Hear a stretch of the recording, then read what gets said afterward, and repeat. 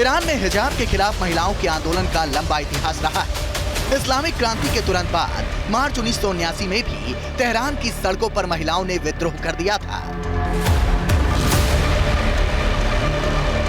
दरअसल आयतुल्लाह खुमैनी की सरकार ने महिलाओं के लिए हिजाब पहनना अनिवार्य कर दिया था, जिसके बाद महिलाएं इसके विरोध में उठ खड़ी हुई और 8 मार्च 1979 को अंतर्राष्ट्रीय महिला दिवस के मौके पर सड़कों पर उतर आई।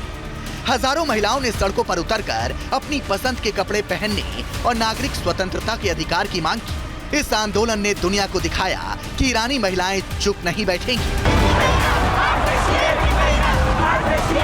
ईरान में हिजाब पहनने को लेकर सख्त कानून है और अगर कोई भी महिला इसे तोड़ती है तो फिर उसे सजा देने का प्रावधान भी किया गया है।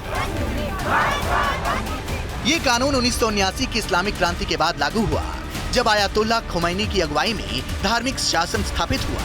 1983 में संसद ने आधिकारिक रूप से कानून पारित किया, जिसके तहत हिजाब न पहनने पर भारी जुर्माना और 2 महीने की सजा का प्रावधान था, जिसमें अब संशोधन कर भारी जुर्माना और 15 साल की सजा का प्रावधान कर दिया गया है।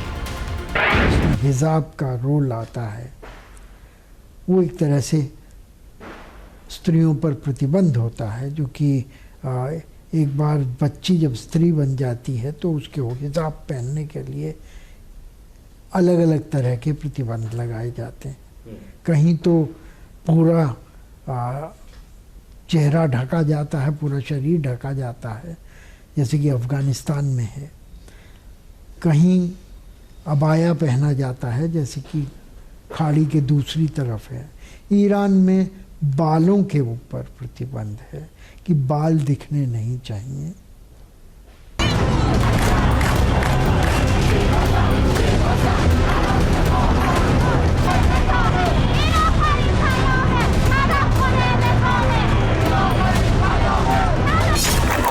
दरअसल आज की तारीख में ईरान की जनता आर्थिक संकट से गुजर रही है।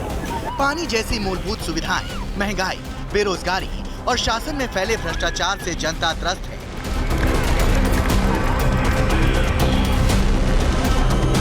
वहीं दूसरी तरफ सत्ता में बैठे सत्ताधीश फिजूल खर्ची कर रहे हैं, साथ ही कानून को ठता बता रहे हैं, जो बगावत का नया चरण शुरू कर सकती है।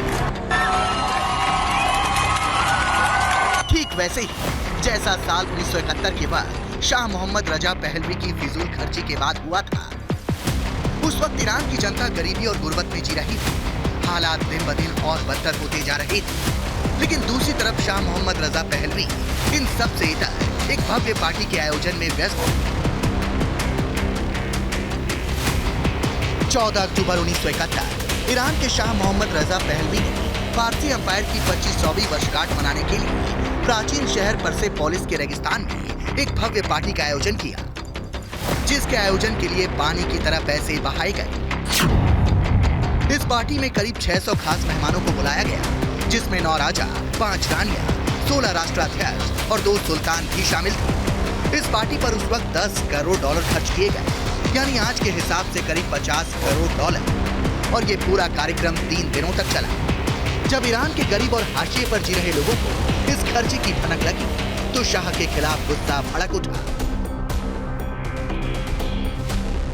शाह के विरोधी और उस वक्त विदेश में निर्वासित जिंदगी बिता रहे शिया धर्मगुरु आयतुल्लाह खुमैनी को इसका फायदा मिला और उन्हें लोगों का समर्थन मिलने लगा।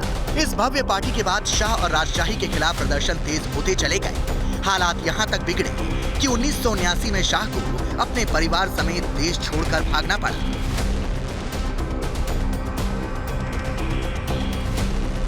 जिसके बाद धर्मगुरु आयतुल्लाह खुमैनी के नेतृत्व में इस्लामी गणराज्य ईरान की स्थापना हुई।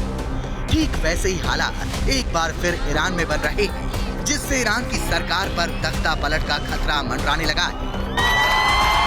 कितने ही ऐसे विरोधाभास ईरानी समाज में हैं, ईरानी राजतंत्र में हैं,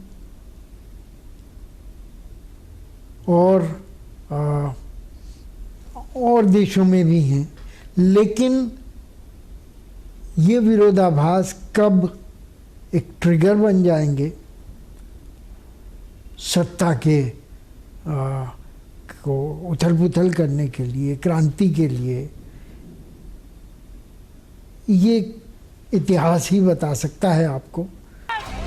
आज की तारीख में ईरान कई प्रतिबंधों की मार झेल रहा है, जिसकी वजह से वहां आर्थिक संकट के हालात पैदा हो गए हैं। आम जनता बेहद परेशान है। ईरान में महंगाई दर 35% से अधिक है। ईरान की रियाल मुद्रा रिकॉर्ड निचले स्तर पर है। ईरान में पानी की समस्या अपने चरम पर है। साथ ही सूखे बांधों के कारण हाइड्रो पावर उत्पादन में गिरावट आई है, जिससे बिजली की भारी कटौती हो रही है, जो गरीब परिवारों को सबसे ज्यादा प्रभावित कर रही है। IRGC के कुप्रबंधन की वजह से आम लोगों तक सुविधाएं नहीं पहुंच पा रही। हालात ये हैं कि ईरान की जनसंख्या का बड़ा हिस्सा गरीबी में जीने को मजबूर है। यानी एक तरफ ईरान की जनता भूखों मर रही है, तो वहीं दूसरी तरफ सत्ता पर बैठे लोग आलीशान पार्टियों का आयोजन कर रहे हैं, पानी की तरह पैसा बहा रहे हैं, जिससे जनता भड़क उठी है। जनता का सत्ता के खिलाफ सब्र का बांध टूटने लगा है। पानी, बिजली, इंटरनेट, महंगाई, बेरोजगारी, मुद्रास्फीति और गिरती हुई ईरानियन मुद्रा, जिसमें कि 3 ज़ीरो घटाए गए हैं पिछले महीने ही। हो सकता है इनसे ट्रिगर हो, भड़क जाए जनता।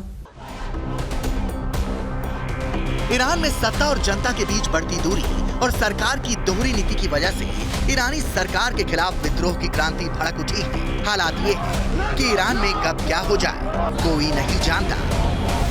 Bureau report, TV9 Bharatvarsh.